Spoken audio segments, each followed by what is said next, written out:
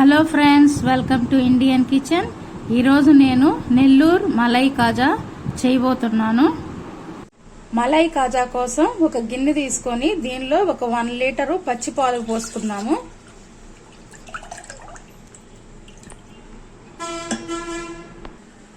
బాగా చిక్కగా ఉన్న పాలను తీసుకుందాము. ఇప్పుడు ఈ పాలని స్టవ్ మీద పెట్టుకొని ఈ పాలు ఇలా కంటిన్యూస్ గా కలుపుకుంటూ మీగడ రాకుండా మొత్తం ఇంకిపోయేంత వరకు హై ఫ్లేమ్ లో పెట్టుకొని పాలు కాచుకున్నాము.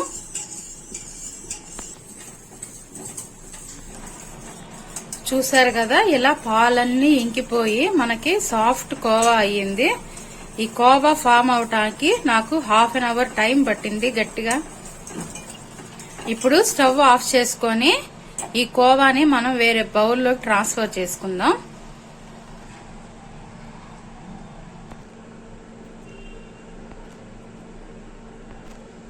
ఇలా ఈ కోవా అంతా మనం ఒక బౌల్లో వేసుకొని 1/2 కప్పు మైదా వేసుకుందాం. అలాగే 1 టీ స్పూన్ బేకింగ్ సోడా కూడా వేసుకుందాం.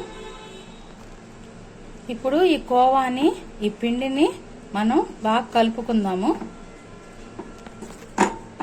ఇలా చపాతీ ముద్దలాగా కలుపుకున్న తర్వాత ఇప్పుడు దీనిలో 1 స్పూన్ నెయ్యి కూడా వేసుకొని బాగా కలుపుకుందాము.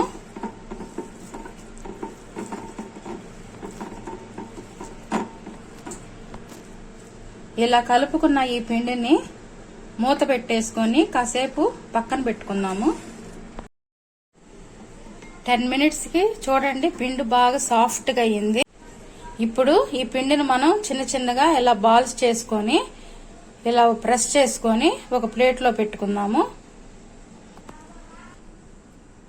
ఇలా అన్ని ఒక ప్లేట్ లో పెట్టుకొని ఇప్పుడు షుగర్ సిరప్ మనం తయారు చేసుకున్నాము.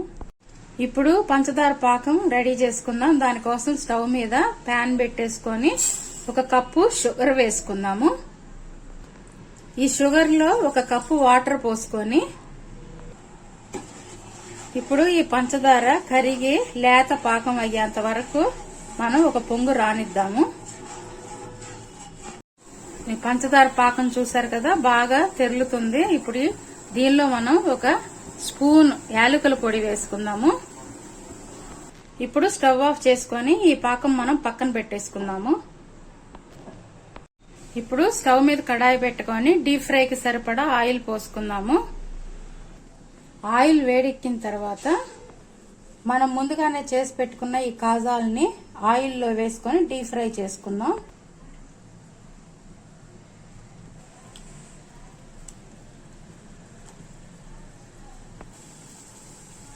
ఇలా అన్ని కాజాలు వేసుకొని ఈ కాజాలు బ్రౌన్ కలర్ వచ్చేంత వరకు బాగా వేయించుకుందాము.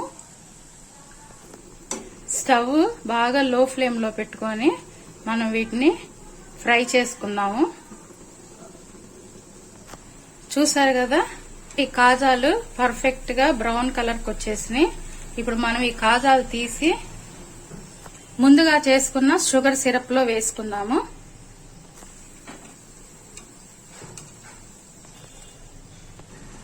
ఇప్పుడు ఈ షుగర్ సిరప్ లో వేసుకున్న ఈ కాజాలని మనం ఒక 5 నిమిషాలు ఇలా ఒక పొంగు వచ్చేదాకా ఉడకనిద్దాము. ఈ కాజాలు ఇలా పంచదార పాకంలో ఉడికితే బాగా సాఫ్ట్ గా జ్యూసీగా అవుతాయి. ఇప్పుడు ఇంకా స్టవ్ ఆఫ్ కొని ఇలా మూత పెట్టేసుకొని చల్లారిన తర్వాత సర్వ్ చేసుకుందాం. చూడండి, బాగా ఈ కాజాలు సాఫ్ట్ గా అయినాయి. చూసారు కదా, ఎంతో సింపుల్ గా మనకి నెల్లూరు మలై కాజా రెడీ అయిపోయింది. ఈ రెసిపీ మీకు నచ్చితే లైక్ చేయండి, షేర్ చేయండి, సబ్స్క్రైబ్ చేసుకోండి.